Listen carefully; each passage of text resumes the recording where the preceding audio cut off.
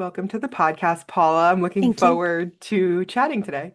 Yeah, me too. It's nice to see you again, not across the room while we have to listen to Jillian Michaels Yeah, talk. not sharing space with Jillian Michaels. Exactly. I love talking to you when Jillian Michaels is not in the room. Yes. So, just for listeners, some backstory. Paula and I met. We didn't actually get to speak one-on-one too much. I don't think we did. Um, No. I I just remember, if it's okay, I was thinking yeah. about this just now. I just remember because I was sitting across from you and Edie, and I feel like there were so many times where the three of us were looking at each like the biggest eye rolls in the world or the biggest like, oh my God, I can't believe she said that. Yeah. So that's how I remember your face. Right. So, just for listeners, Oh, we were sorry, yeah. both part of this debate against Jillian Michaels, which I've talked a ton about on this podcast already, but basically this very controversial YouTube channel called Jubilee, which they stage inflammatory debates, and we were on the body positive side, and Jillian Michaels was Right. on the I don't even know what to call it. I don't know, the Maha side. Yeah, I don't know what exactly. is it. Yeah. I want to correct something too. I think a couple of times in the episodes I've said that Edie and I were the only professionals. I didn't realize that you were a therapist. We didn't get to talk at all. No, we didn't. But I was I was just listening. I just said this to you, but I was just listening to your episode with Edie, and you were talking about how often, and I think Marcy talked about it too, about how often and they took it out of the what they showed, they edited it out, but there was a moment towards the end where I was so upset and so tired of her being like, oh, well, you were molested, that's why you're fat, basically, that I was like, you can't therapize people. You are not a licensed therapist. And I did scream it out during the recording, but they took it Yeah. out, of course. And there's no consent. Like these people, even if you are a licensed therapist, Yes, um, totally. Totally. so So, yeah, we shared this wild experience. We didn't get a ton of time, and that was a whole other thing that I think was a flaw of the Yes. debate setup is we didn't really I got to talk to Edie because I happened to be standing next to her when everyone was mingling, but Sure. there wasn't a lot of time before to get to know each other, which Right. was a big disadvantage. I agree. So yeah, I think I stand corrected. I think it was just you, Edie, and myself that are providers. I think a lot of other people were activists and have lived experience, but is that right? From Totally. your I think so. There may have been, I'm going to forget her name now. I did get to talk to her. I think she is a social worker. I'm not sure if she works directly in the body liberation space as a social worker, but I believe she was a social worker. But yeah, I mean, Integris obviously is activists? providing services on a different level. But yeah, Yeah, absolutely. Okay, so I would love to just start. I love to start every podcast as long as guests are comfortable with asking you about your personal story with your relationship with food sure. and body as much as you're comfortable getting into. Sure. I'm very comfortable because I tell it all the time. So I was born a fat kid and I was just a fat kid and I didn't whatever eat too much or I was just a fat kid because some kids are fat. That's just the truth.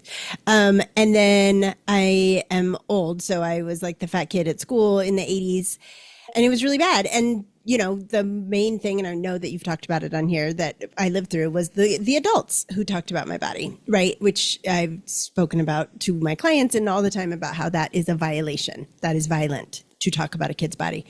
So then I did start overeating because I was kind of like, in my little brain, I was like, am I allowed to swear on your podcast, Leah? Oh, you can, of course, Okay, go for it. great. Just making sure.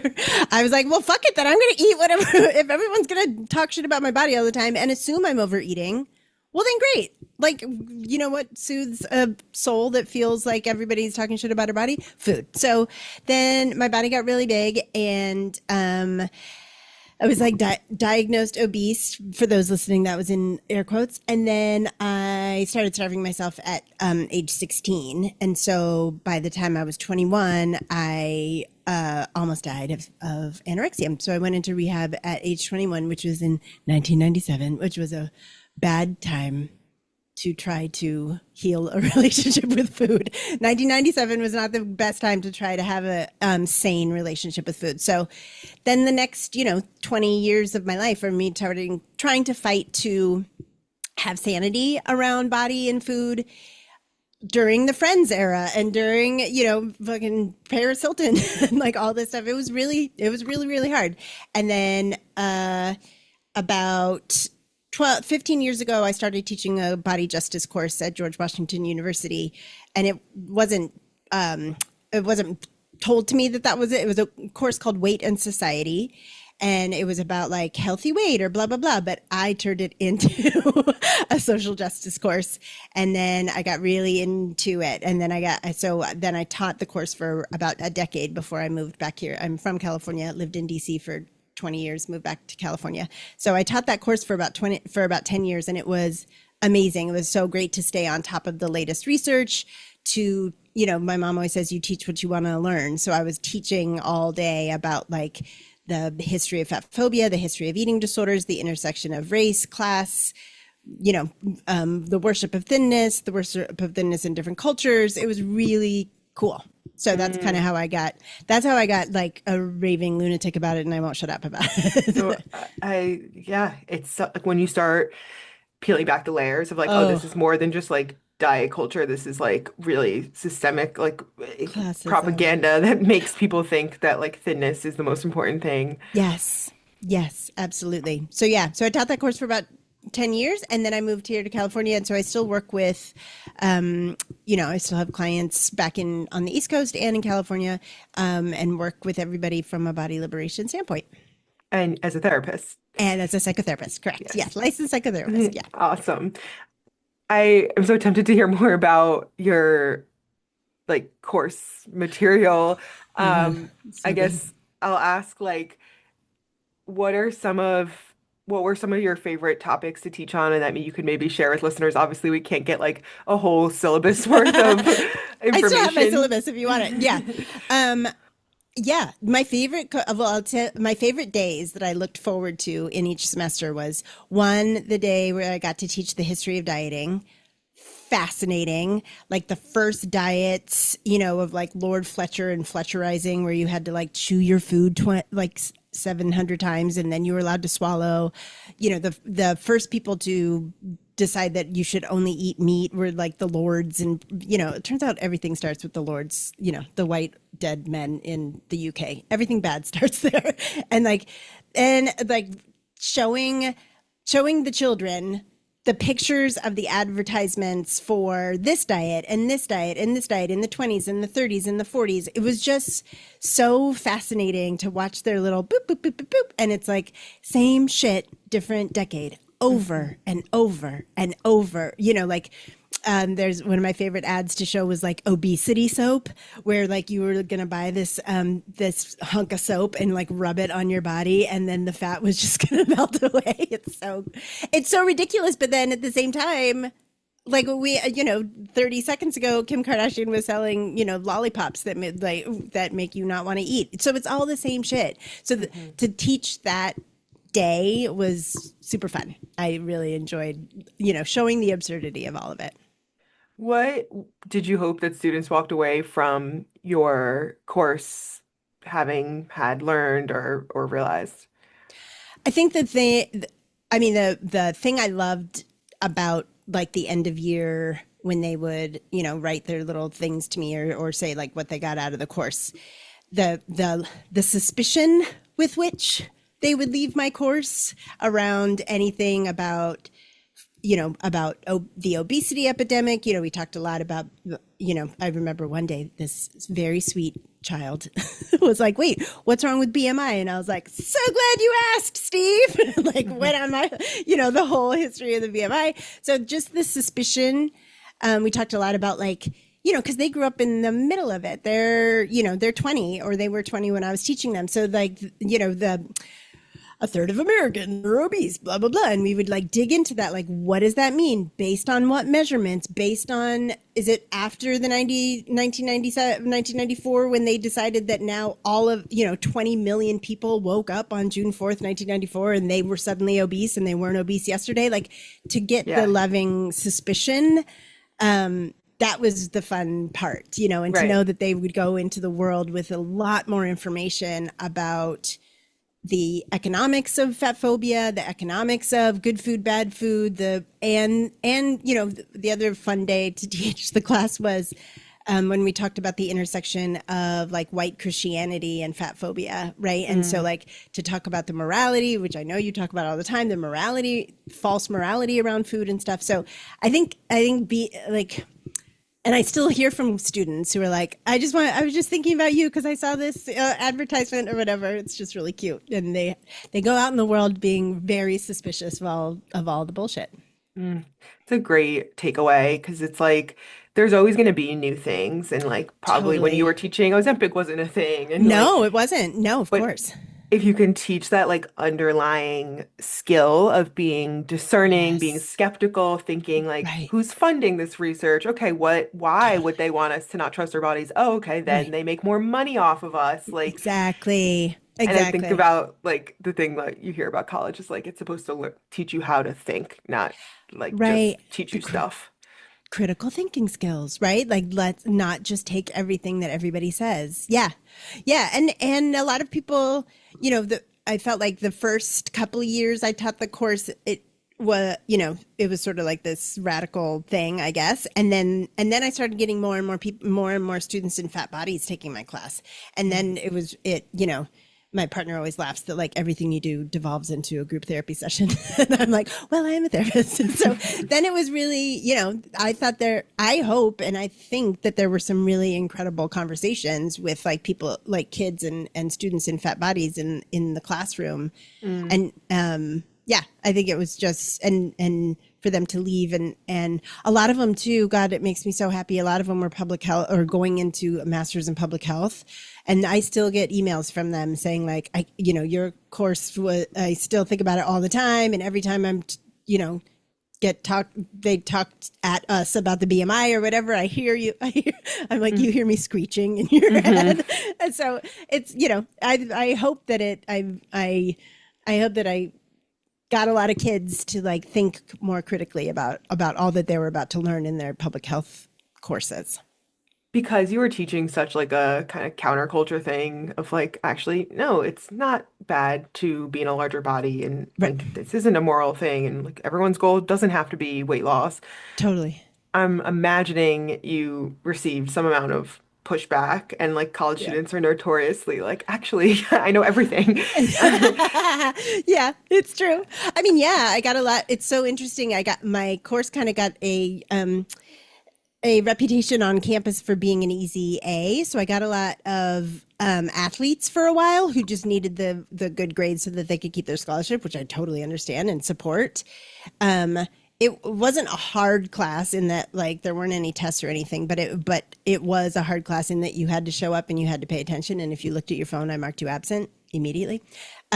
And a lot of the athletes, like I was bumping up against anything and everything they'd ever been taught. So there were a lot of uncomfortable moments in the classroom because a lot of the athletes were like, what is this lady talking about? And I did get in trouble once with the medical school because I mean, I didn't do it, but one of my students did this whole presentation on all of the adverse effects that are not talked about a lot within weight loss surgery. And the medical school, GW is a medical school, and it provides weight loss surgeries. So I got in trouble. Which is so wild because it's like I even know. in the teaching, like the business part is at Yes. stake of like, well, how will this Yes. impact our hospital where Bottom we, line. yeah, and like Yes. bariatric surgery is super expensive and Yes. yeah. What was some of the most common, do you have any memories of like the most common like objections you would face with students?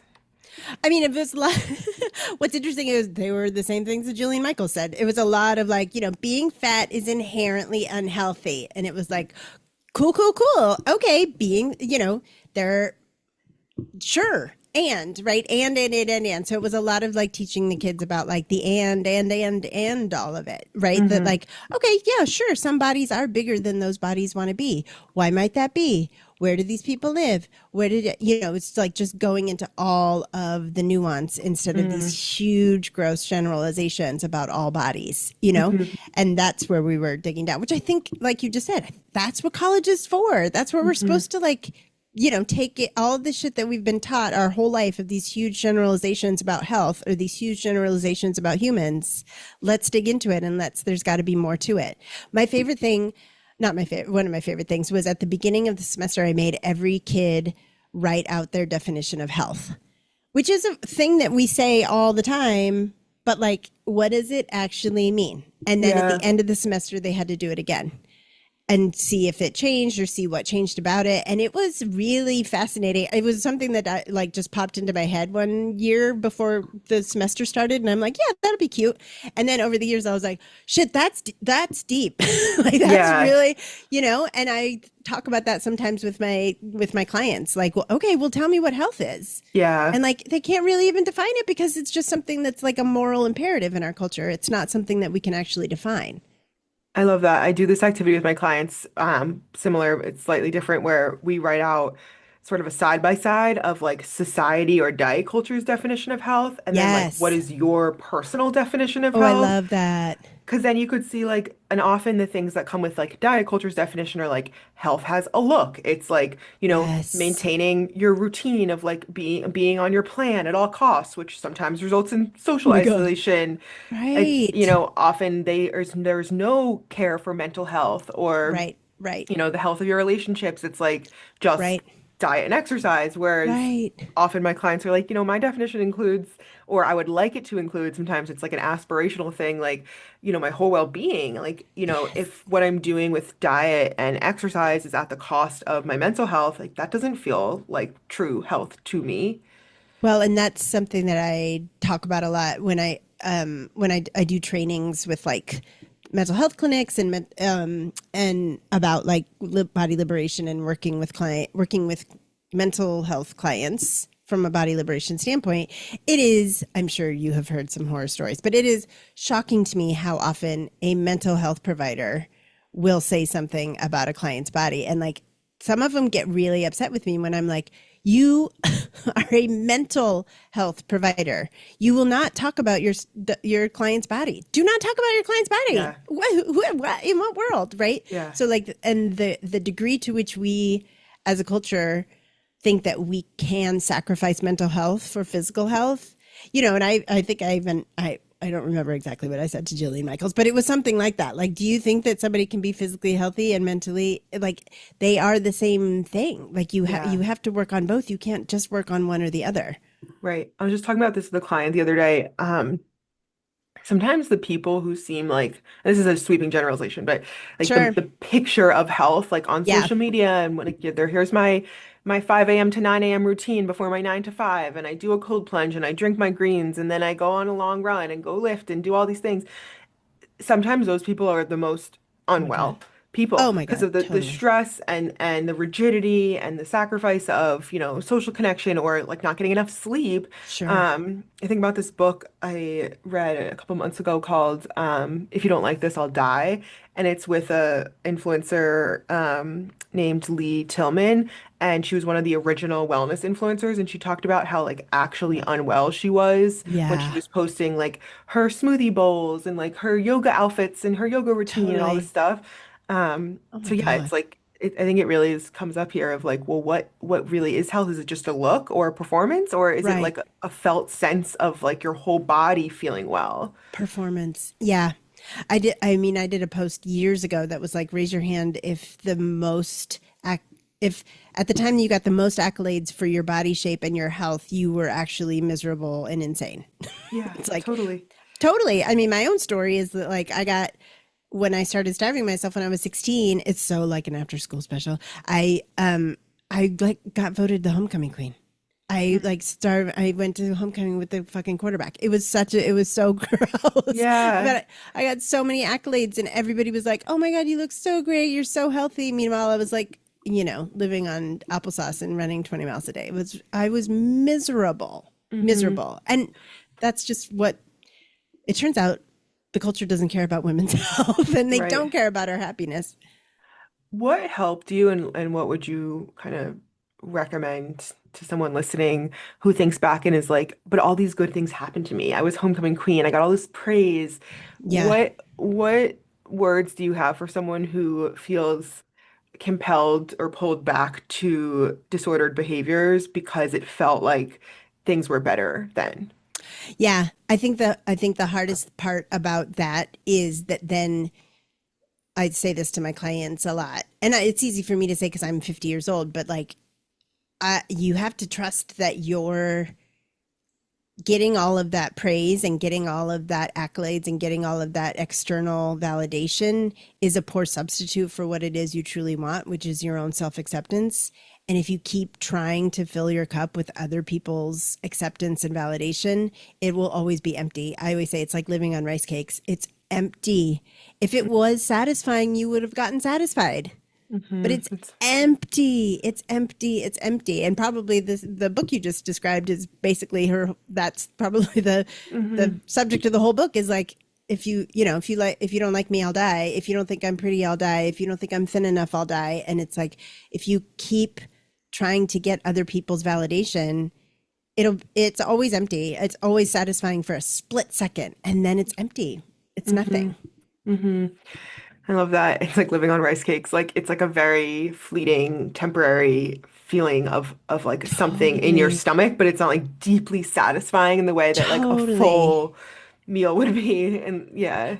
Yeah. I always say to clients, it's like living on table scraps. You're living on table scraps. Like that's hmm in um my favorite book says like you are not a beggar at the table of life, you are the honored guest.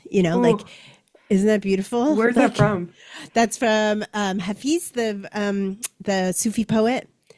It's so beautiful, right? And it's so good for people with eating disorders. Like you are living on table scraps, and it's so not satisfying, which is like the affirmation and the validation of others.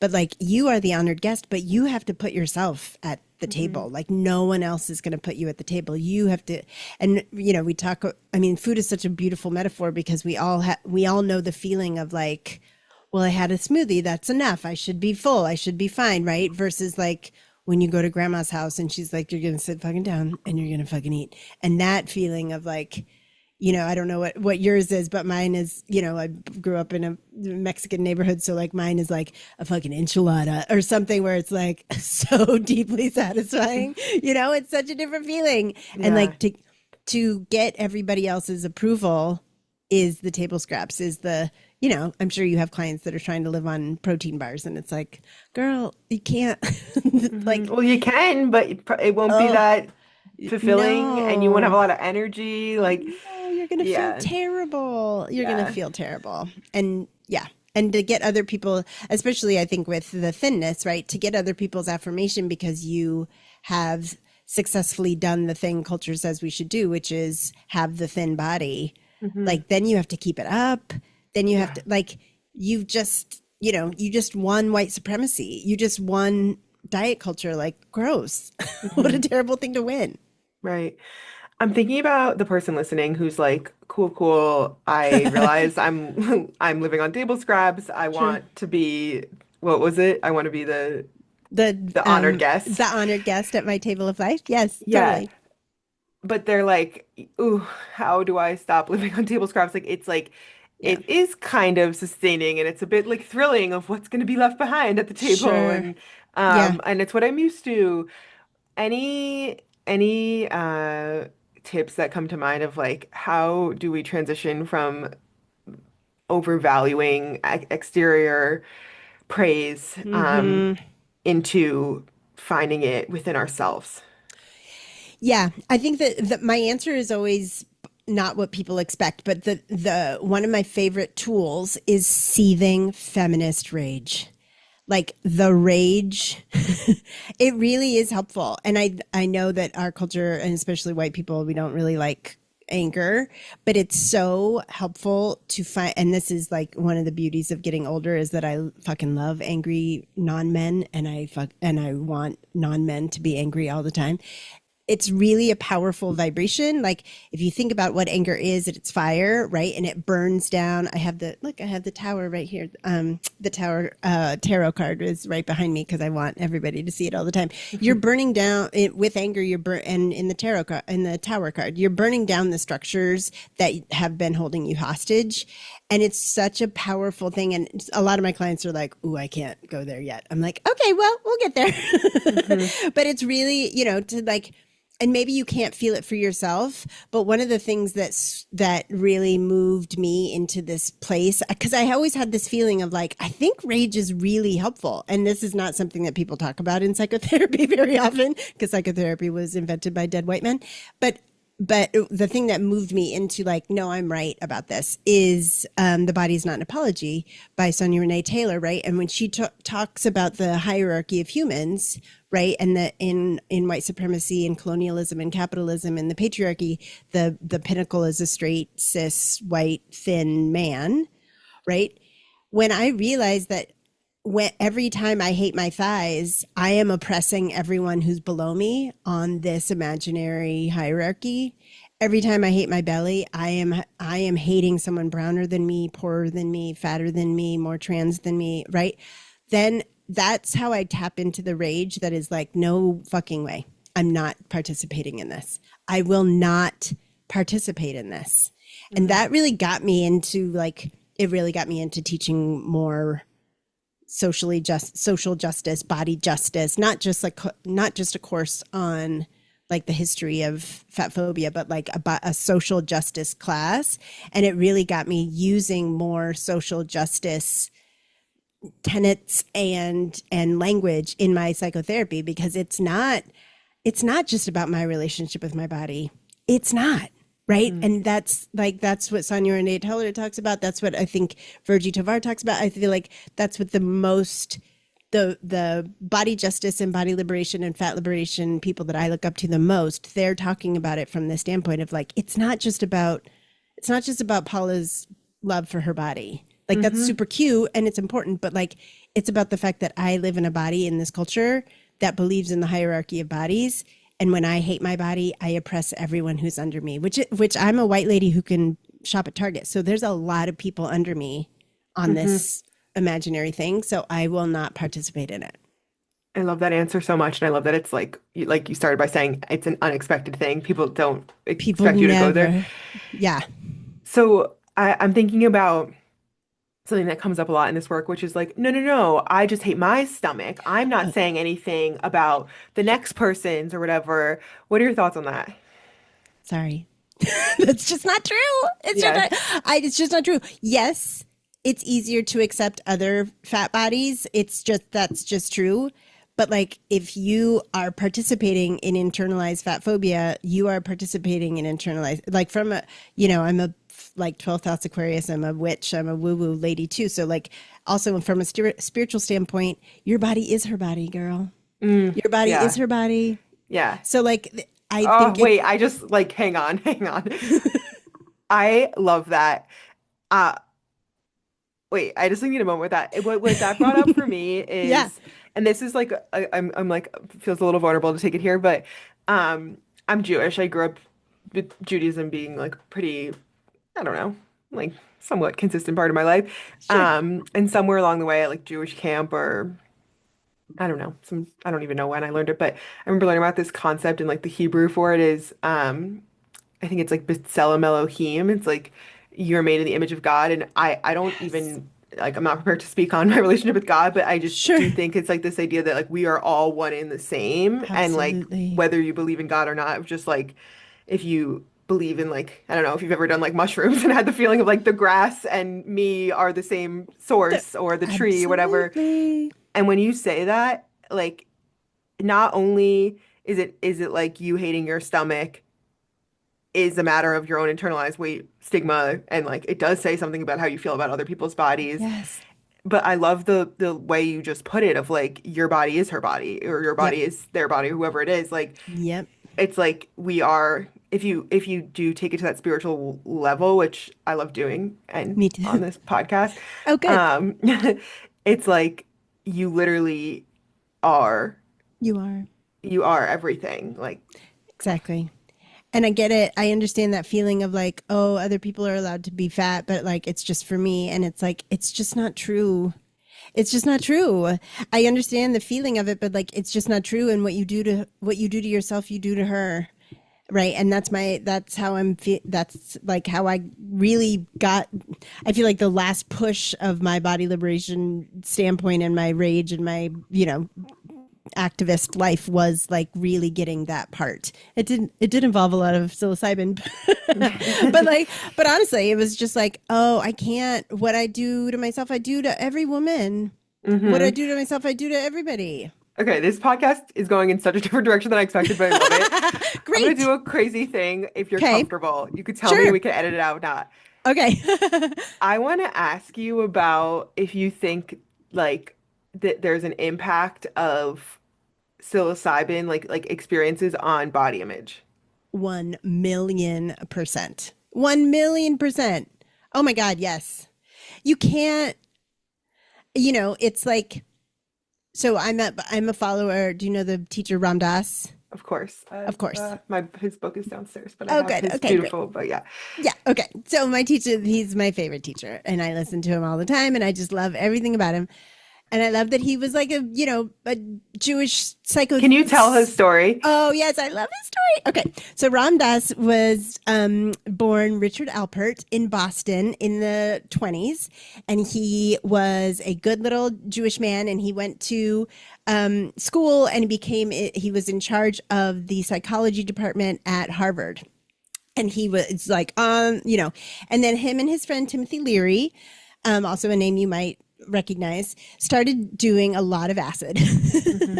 and a lot of shrooms. And then they sort of realized that psychology as it was practiced in the Freudian style, as it was practiced in the United States, was not really making people better.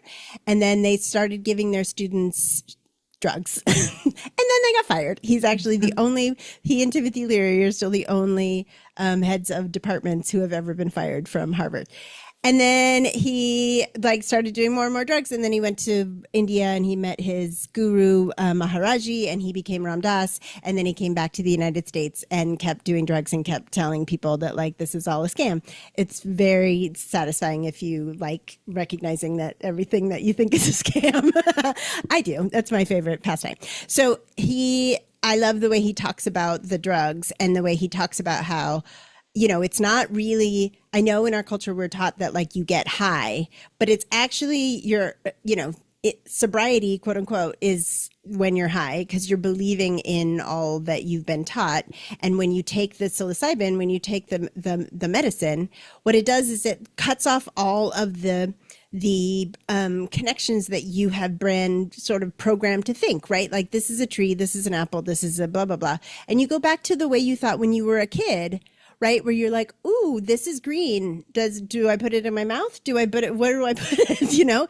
And it cuts off all of basically what I was just saying with Sonia Renee Taylor, it cuts off all of the hierarchy. It Hmm. shuts down all of the good, bad, black, white, good, bad, right? Which is black and white thinking is inherent in white supremacy, in capitalism, in colonialism. So it like just wipes all of that. And Ram Dass always says like, it's like putting down fresh snow. It's like you have a whole fresh Mm, snow in your yeah. mind, right? And so it is so beautiful and there are a lot more and more experimentation with this for people who have such like seething hate for themselves and their body to do ketamine or psilocybin or acid, one of these ayahuasca, because you can't be on those and hate yourself at the same time, which is how we know self-hatred is taught, right? Hmm. And it's so helpful, especially because we all have had that feeling of like, I just hate this thing that I live in. I just hate how big it is. I hate how bulbous it is. That feeling, it like, you can't feel it while you're on the drugs. It's Hmm. really cool. It is really cool. Yeah, I've had only I think two or three experiences with psilocybin, but uh, my my experience was like really, like I said before, that like oneness piece of like, Yes. oh, I really am like the grass and the trees. And I always felt like when people said that, I'm like, what do you mean? Like, are you really thinking Uh-huh. that? Uh-huh. And it's not that like I feel like I see myself in the grass and the trees, but it was more like I see this like underlying life force, this energy that's the same thing that like is breathed into this vessel that I am Yes. in, that Right. makes me alive. And I see that Yes. same source in like the grass and the trees Mm. and my friend who is across, like, and it Yeah. just feels like more, it kind of reminds me of, have you watched any of like the Artemis mission or like any of these space like things Oh where, yeah. and like one of the things people say, is like the astronauts experience this like it's not like, oh, you're American, you're Mexican, Right. you're French. Like it's like when they look at space from when they look at Earth from space, they just think like, oh, we're all like Earthlings. Like we're Exactly. and so I feel like I resonate with that in like part of the experiences I've had on some of these like even Yes. cannabis, honestly, I think can do it. Like Oh, it's totally. like I am not like good or bad or my body isn't like better or Right. worse. It's just like it just is. Like it just Yeah. is. Yeah. I've heard a teacher say like it's like, those the like I'll speak for myself, like the old ways in which I hated my body were like the grooves. I'm showing my age, but like the grooves in a record, you know what I Hmm. mean? And like the groove is just so deep because the needle has been in the groove so many times. And like when you take the drugs, it just like bumps it up, it just like fixes that deep groove so that Yeah, the needle doesn't fall in, and if it does fall in, it's easier to just lift it up and totally. out. I love like neuroplasticity, that kind of work. And Yes. yeah, whether it's like the fresh snow and then you build a new pathway in the snow or the record Exactly. example, or I Yeah. often use like a hiking path example. Like Totally. if you're beating a new path, it's going to be hard. Yes. You're going to like get lost, get weeds, Sure. thorns, whatever. But if you keep going and keep going, like you will it will become easier to get to where you're going. Um, Absolutely.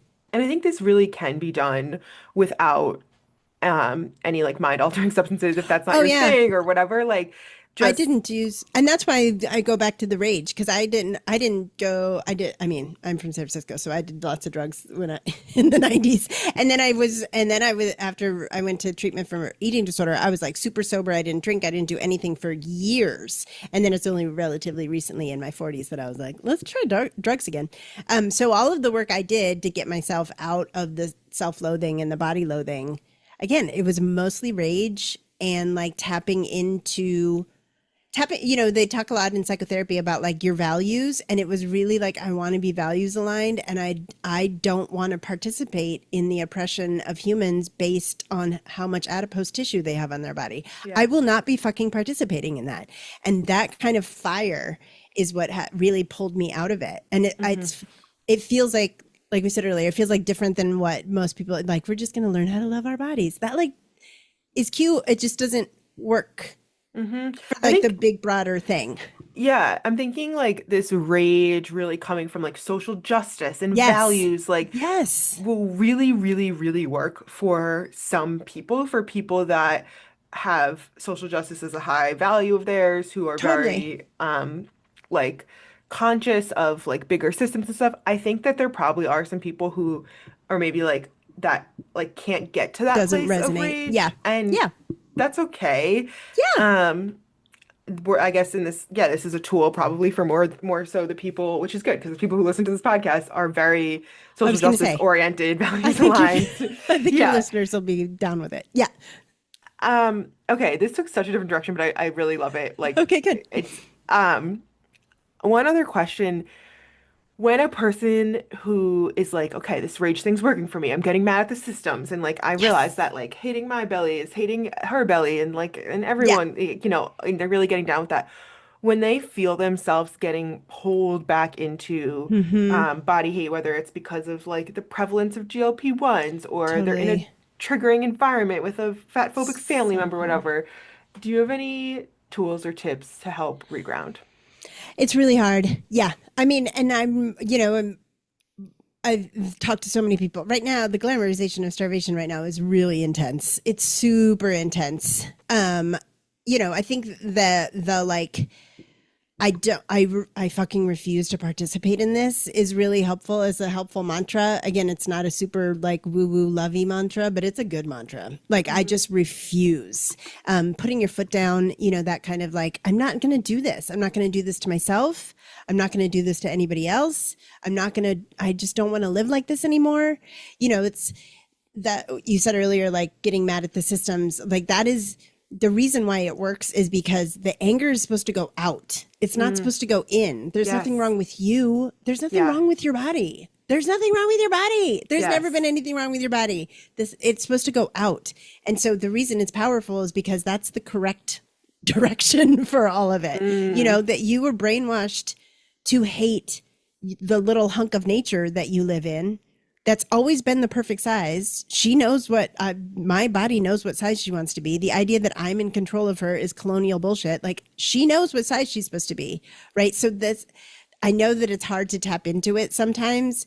You know, I have clients who make me leave them voice notes of me just like raging at the machine so that they can listen to it over and over. Again, like it's not the most gentle. Yeah, Um, it's your style though, and that's genuine to you. and Yeah. it really works. I think it works for women. I think for non-men. I think it works because I think, you know, again, most of the things that we were taught that are going to work for our sanity were created by and for white men. So I Yeah. think we need different things. This is really relevant to something I've been thinking a lot about.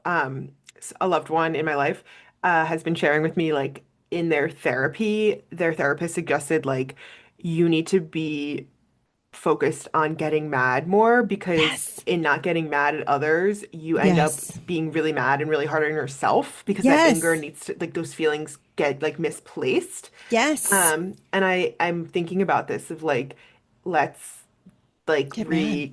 and like reimagine how we like see a rage. It's just like not like rage for rage sake. Like it's like okay, if you No. don't let that out, you will start being mad at yourself. And think about like I think I say this all the time. I think everything good in the world is because a non-white man got mad.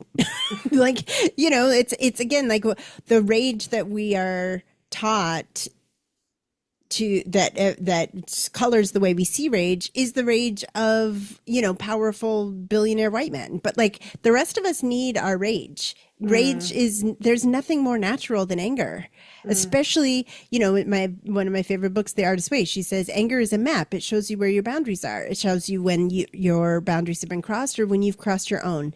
And anger is to be acted on, not acted out. So mm, that's the difference too, is like I act on my anger, I channel it to fight for myself and for others and for people who have less privilege than me. I don't act it out. I'm not beating up anybody or anything like that. It's the way of the world. And again, I love what you were just sharing about a friend of yours. And I love all of the memes lately that are like, I think the last chapter of your healing journey is to be more of a cunt. I love that. And I I haven't say, seen those. I love it. I say that to my clients, and I'm like, I think you need to be. I'm like, your homework for this week is just to be more of a bitch and see what happens. And then they come back and they're like, I feel better. I'm like, great, fantastic, good, absolutely. I love that.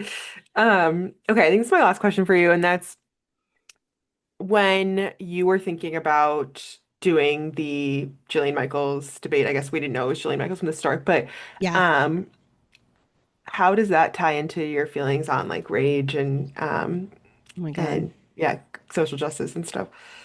Yeah. I mean, wait, can I tell you the story of how I got Yeah, there? So please. Yeah. my friend, my very dear friend works for Jubilee, and I don't know, I'm old, so I've never heard of Jubilee. Yeah. I didn't know what it I'm was. not that old and I never heard of Jubilee, so I didn't know what it was. So he texted me. I love him so much because he's for years been like, "Oh, we should get you on. We should get you on." And I'm like, "Okay." And then he texted me like back in November, and it was like, "Would you be on one with a quote fitness expert?" And I wrote back all caps, "Is it fucking Jillian Michaels?" And he wrote, "I cannot confirm nor deny." So I kind of knew it was her. Uh, yeah, it's wild because I thought everybody that I told, they were like, "Oh, you're gonna eat her alive," and I was like, "I don't think that's how it's set up. I don't no, think they that's don't not. want us to. No, no, Yeah, no. the cards are stacked against the Cards team that aside, is not the expert. yeah, yeah, yeah. So, what your question was like? How does it? Yeah, I didn't go in there ready to rage because I knew that I've had lots of people with malignant narcissism in my life. So I knew that any emotion I showed would be used against me. So I did not, and anger is a really vulnerable thing, right? And only the safest people in my life get to access me and get to access me at my angriest. So I didn't, because I think it's sacred. In my anger, women's anger is sacred. So Mm. I don't let everybody have it. Um, but yeah, so I What do didn't, you mean by that? Sorry to interrupt. What do you mean by that? I mean, I think the most powerful force in the world is women's anger. I mean, when you see a woman giving birth, I'm not a mom, I didn't give birth, but when you like the like screaming and that like she's creating life. She's bringing Mm, life into the world. Like it's it's how we give birth to new things. Women, I did a psychic course. I'm a certified psychic witch, and one of the things that my teacher talked about was that like women and non-men are the only people that should have the power of destroying things because we are the only beings that can create things.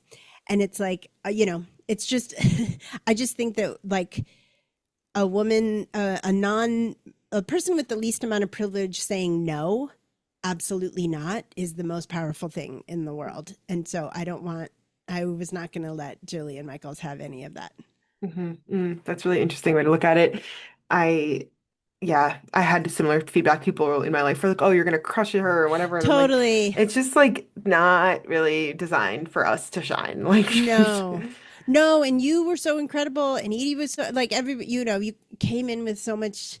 That's my thing too. I came in with all this information and then after 30 seconds I was like, "Oh, it doesn't she matter doesn't what care. I She's gonna she keep doesn't sidestepping you about the sinner and the sane, exactly. and Right. yeah, yeah. Right. Yeah, all the knowledge availed us nothing. Yeah. Well, I am so like pleasantly surprised. Like it's not that I didn't think you'd be cool, but like I just like Well, love talk I just love where this went. I really love talking about some of the more like spiritual, like heady yay, topics. good. Me too. And you're really cool. I really have enjoyed Thanks, learning hearing Leah. from It you. was so great Yeah. to talk to you. I'm so glad that this worked out. Yeah. A few closing pieces. There's two questions I ask everyone. The first is, what is your current biggest diet culture pet peeve? Ooh, cur- I think my biggest and maybe a lot of people have said this lately, but mine right now is that we don't really know what these GLP-1s are going to do to bodies and to brains, in the long run, that there hasn't been a lot of testing. I mean, we know what it does for people who have diabetes, but we don't know what it's going to do to people. So it's really scary to me. Um, it's really scary to me that Yeah, like this is not going to end well for a lot of people. And that makes totally. me really sad for us, all of us, you know? Hmm. Yeah, So that's not really definitely. a pet peeve as much as it's like a Yeah. deep concern and I guess the pet peeve is like, oh my God, the ads are everywhere, literally everywhere. My Yeah. client said, I love this. My client said that she saw the ad at the gym and she at first she's like, because you can't hear it at the gym, and she's like, I've learned to just watch them because they do show like happy fat people. So I like that Mm. part. I was like, oh, that's so interesting. She's like, so if I forget there's like Wegovy or Zepbound on the screen, I just like watching the like happy fat people have a margarita. I'm like, Yeah. amazing. That's But great. sometimes these ads are terrible. It's like the before is like a sad black and white I like know, fat always. person, and then the Oh my after God. is like a laughing, thin, smiling lady I eating a know. salad. Like Ladies laughing with salad. Yeah, yeah. totally. Totally. And then the second question I like to ask is, I am an intuitive eating dietitian, and the antidote to me to diet culture and following exterior rules and metrics is going within and saying, what does my Yes. body need? What am I craving? How much am I needing? So I got really Yes. interested in the word intuition. I think it's quite loaded, and I love to ask Yeah. guests, what does intuition mean to you and how do you experience it? Ooh, what a great question. Um, Intuition to me is that connection. It's all energetic. It's that connection to that truth. And I'll say how I have learned over the years to like the metric I use internally over the years to know when it's intuition and not anxiety is it feels expansive. So if Mm, I have a thought or an idea and it feels expansive, which if you allow me a woo woo moment, like that matches the vibration of the entire universe because the entire universe is constantly expanding. hmm. So if it feels expansive in my body, then I follow it. If it feels restrictive in my body, that's how I know it's a lie or it's from a place of fear. So intuition for me are those thoughts, those like bubble up things that feel expansive, that feel Mm, like delightful, that feel you know, like, this is the direction I want to move in, and it feels big. hmm I think about how sometimes those moments that feel expansive can still feel hard. Like it's like, Oh yeah. ooh, but like I I don't know want to that this know is that. gonna make me grow and like, okay. Totally. Yeah, I always tell the story of my mom passed away about 9 years or 7 years ago, and there was a moment where we didn't know if she was going to live or die, blah blah blah, and I just had the thought of like, oh yeah, she's dying, and it felt expansive, and it didn't feel Mm, fun, and it didn't feel delightful, but it felt, and sometimes the intuition is giving you quote unquote bad news, but in mm, that moment, it felt expansive, and it felt like this is what needs to happen. And it felt like it was time for her to go. It was, mm, so it's not always something I want to know, It but just that is. it just is. Yeah. It felt very like, it did feel expansive. And it was like hmm that, it was like layers of like knowing it, God damn it. But also know, like feeling my way into it and knowing that like it was the truth. Yeah, I love that so much. Is there anything else that you're wanting to add to make this conversation feel complete? I don't think so. I thought that I really enjoyed. That's was not where I thought it was going to go either, but I loved it. It was so great. Yeah, Amazing. Where can people find you to stay connected or learn more about your work? sure. So I'm Paula D as in David Atkinson on Instagram, on I think I'm in TikTok. I don't know. I don't do the my. I have somebody who does my podcast, and he also does my TikTok. So I think I'm on. I think I'm on there, and then my website is pauladatkinson.com. And yeah, come find me. And I'm working on a book, and I've found a literary agent. So hopefully my book will be out there relatively soon. I've been working on her for Amazing. years and years and years. Congrats. That's Thanks. amazing. I'll link to all your the places people can find you in the show notes. Great. Thank you. Thanks so much, Paula.